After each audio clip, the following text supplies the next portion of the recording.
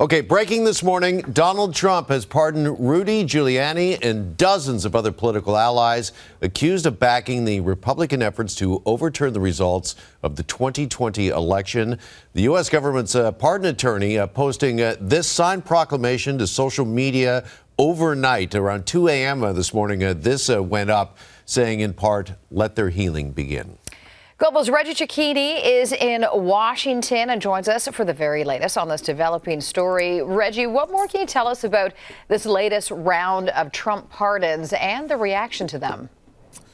So, look, reaction from within the White House, Carol and Jeff, is one of this was well deserved. The kind of pardon attorney here also said that this was a moment for national reconciliation, or to continue national reconciliation. But it's important to look at the list of people that were put in this kind of preemptive pardon list. This is the same thing that Joe Biden did on his final day in office that was highly criticized by the now Trump administration.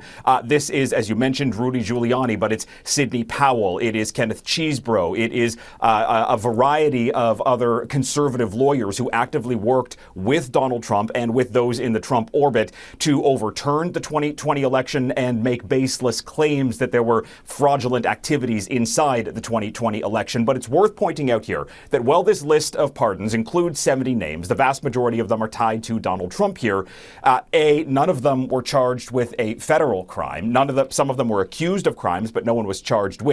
The most of them were charged with state-level crimes, and a presidential pardon can't do anything for somebody who's been charged with or convicted of or is serving prison time on a state-level charge. So this is mostly symbolic, but it shows that there is still an ongoing attempt here by Donald Trump to rewrite history and show, or at least try to tell a story, that he won a 2020 election that he believes was stolen from him.